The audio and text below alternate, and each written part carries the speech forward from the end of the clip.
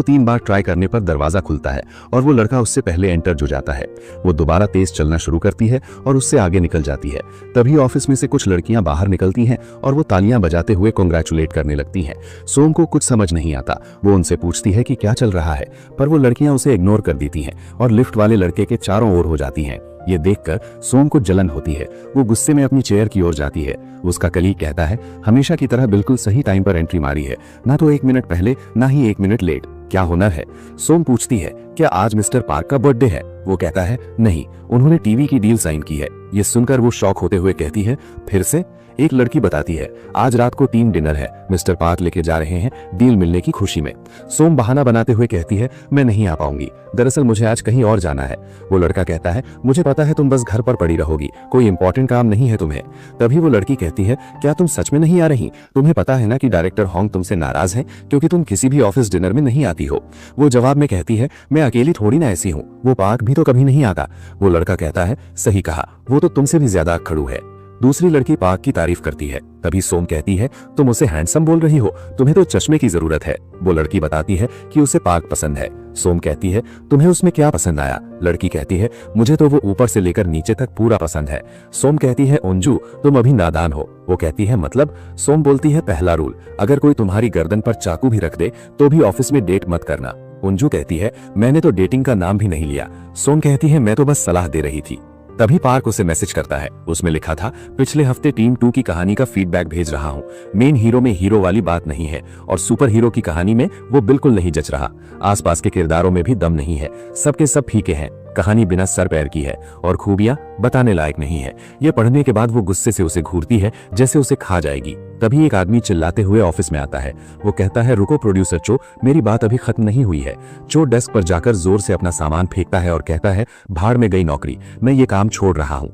ये सुनकर सब लोग दंग रह जाते हैं। ऑफिस वाले उसे रोकने की कोशिश करते हैं पर चो नहीं रुकता। जलाने का क्या मतलब?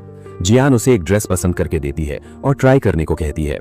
आगे वो दोनों रेस्टोरेंट में बैठकर खाना खा रही हैं। जियान कहती है, ड्रेस रिटर्न करने के बारे में सोचना भी मत। वो कहती है, ठीक है मेरी माँ, बोल तो ऐसे रही हो जैसे पैसे तुमने ही दिए हो। वो जवाब में कहती है, मैं बस मामूली सी स्कूल टीचर हूँ, मेरे पास पैसे होते तो मैं जरूर दे देती। फिर वो पूछती है, तुम्हें अकेलापन नहीं लगता? कभी महसूस नहीं होता कि एक बॉयफ्रेंड तो होना ही चाहिए?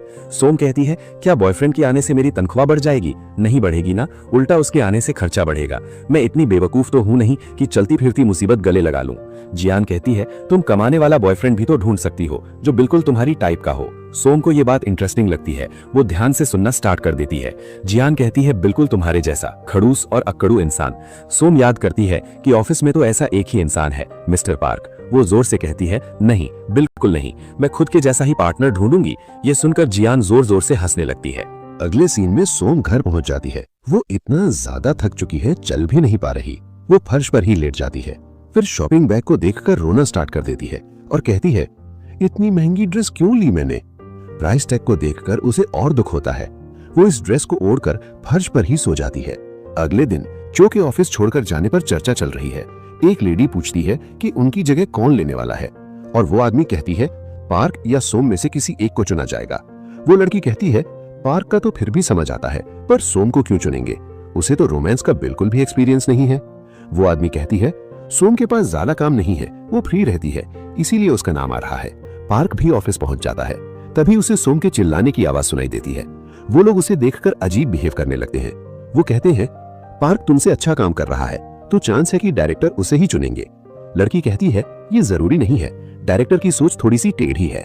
सोम कहती है कि इस मुसीबत में फंस गई मैं। फिर वो अपनी डेस्क पर चली जाती है। वो खुद को इमेजिन करती है कि एक बर्फीली जगह खड़ी है और मदद के लिए आवाज लगा रही है, पर कोई भी दरवाजा नहीं खोलता। वो सपने से बाहर आती है और कहती है, नहीं, ऐसा नहीं होगा। फिर वो कुकीज लेकर डायरेक्टर ऑफिस की ओर निकल जाती है। वो गेट खटखटाकर मे आई कम इन सर कह के परमिशन लेती है।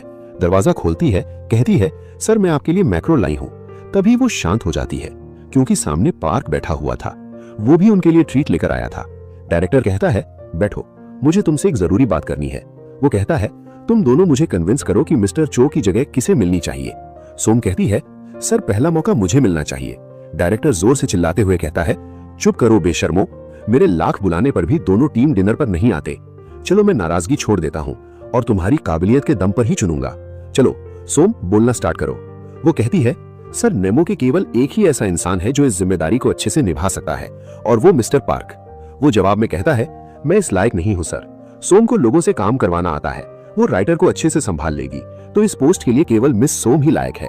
वो कहती है, नहीं सर, मैं किसी का हक कैसे मार सकती हूँ, ये पोस्ट तो मिस्टर पार्क को ही मिलनी चाहिए।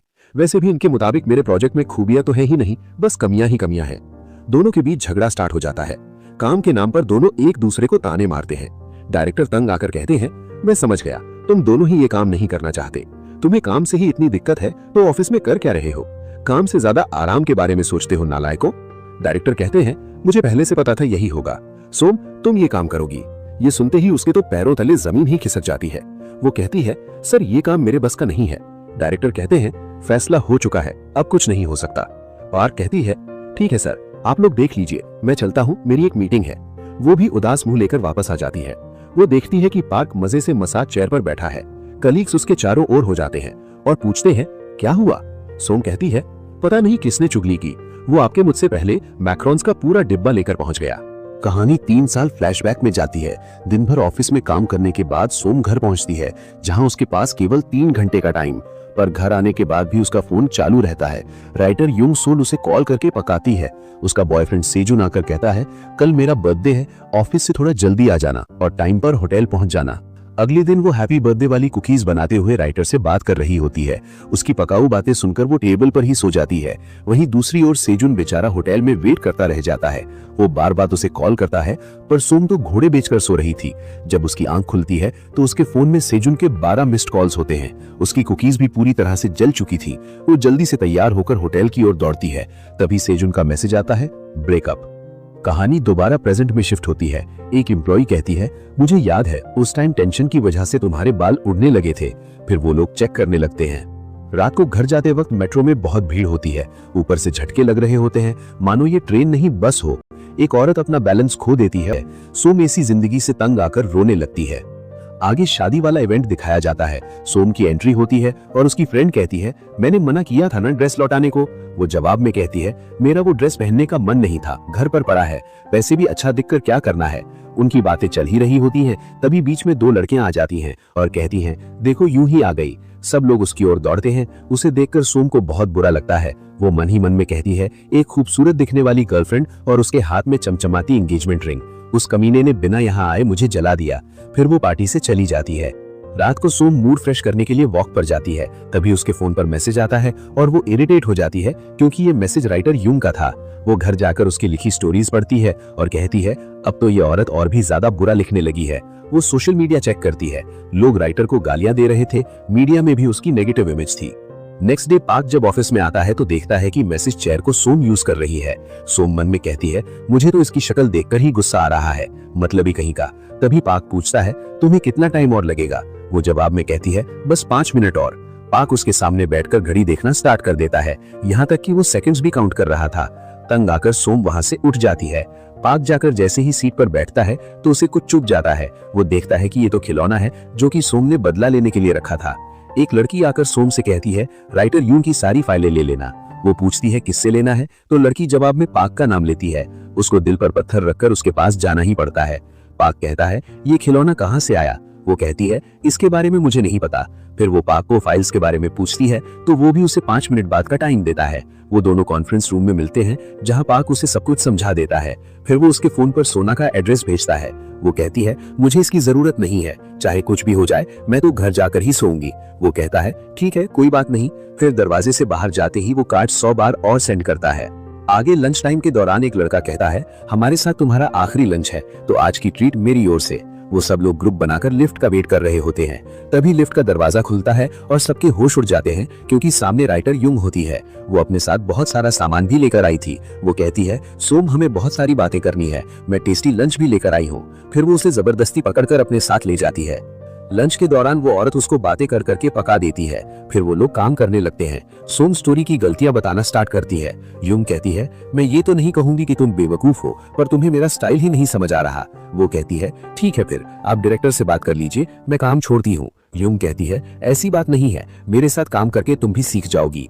कुछ देर बाद रूम में नए लड़के की एंट्री होती है। वो अपना नाम मिन जुन योंग बताता है। वो डी कंपनी की ओर से आया है जो कि डेटिंग ऐप बनाते हैं। सोम पूछती है, आपके प्लेटफॉर्म का नाम क्या है? और वो जवाब में कहता है बॉयफ्रेंड ऑन डिमांड। ये सुनकर सोम की हंसी निकल जाती है। यूं कहती है ये लड़की रोमांटिक चीजों पर ऐसे ही रिएक्ट करती है। मीटिंग के बाद मिन जुन उससे अकेले में बात करने के लिए पूछता है। वो कहता है मैं चाहता हूं कि आप हमारा प्लेटफॉर्म 1 महीने तक यूज करें और उसके बाद अपनी राय दें। सोम कहती है तो उसके लिए मुझे क्या करना होगा? वो कहता है ये एक डेटिंग प्लेटफॉर्म है तो आपको डेट्स पर ही अपनी राय देनी होगी। सारे लड़कों के बारे में बताना होगा कि कौन सा अच्छा था और कौन सा बुरा। वो पूछती है ये तो एक नकली दुनिया होगी ना, जहाँ पर सारे लड़के भी नकली होंगे? जुन जवाब में कहता है हाँ, पर आपको सब कुछ असली जैसा ही लगेगा। जैसा कि मैम ने कहा था आपको रोमांटिक चीज पसंद नहीं है, हमारे लिए आपका रिव्यू ज्यादा मैटर करता है। वो कहता है इसके लिए आपको पैसे भी मिलेंगे। पैसों का नाम सुनकर सोम के मुंह से तो शब्द ही नहीं निकलते। वो लड़खड़ाती आवाज में कहती है पैसे मिलेंगे? जुन कहता है हाँ, आप अपना कीमती वक्त हमें जो दे रही हैं। उसके घर पर डीयू से एक बॉक्स डिलीवर होता है। वो उसको अनबॉक्स करती है और मैनुअल देखकर चलाना सीखती है। उसमें एक रिंग और स्पीकर होता है जो कि उसके मोबाइल से कनेक्ट हो जाता है। मशीन के बताए अनुसार वो रिंग को सर पर पहनती है और उसे ऑन करते ही उसके सर में अजीब सी चीजें होने लगती हैं। वो बेहोश होकर सोफे पर गिर जाती है। सोम अब दूसरी दुनिया में पहुंच चुकी थी। वहां पर उसने व्हाइट ड्रेस पहन रखा था। वो जमीन पर गिरे पानी में अपना मुंह देखती है। फिर वो सामने का नजारा देखकर सरप्राइज हो जाती है। वो उसी बीच पर खड़ी है जहां पर वो वीकेंड्स में जाना चाहती थी। सोम बहुत ज्यादा खुश है। जब वो पानी को टच करती है तो वो भी बिल्कुल रियल लगता है। उसे समुद्र में एक लड़का नजर आता है जो कि सर्फिंग कर रहा था। अचानक पानी की एक बड़ी सी लहर आती है और वो उसमें डूब जाती है। वो पानी के नीचे भी सांस ले पा रही थी। सोम के लिए तो ये एक मैजिकल मोमेंट था। उसके चारों ओर मछलियां तैर रही हैं। तभी सोम देखती है कि वो लड़का डूब रहा है। वो तैरकर उसकी ओर जाती है और उसे पानी से निकालकर जमीन पर ले आती है। वो खुद से कहती है अब क्या करूं? जब वो उसे ध्यान से देखती है तो उसे याद आता है ये तो बिल्कुल कॉमिक बुक के हीरो जैसा दिख रहा है। तभी आसमान से आवाज आती है मुबारक हो, आप अपने पहले डेट से मिल रही हैं। और उस लड़के को होश आ जाता है। सोम पूछती है तुम ठीक तो हो ना? और वो लड़का उसका हाथ पकड़ लेता है। एपिसोड यहीं पर समाप्त हो जाता है। अगर आप अगला एपिसोड देखना चाहते हैं तो कमेंट करें। Thanks for watching.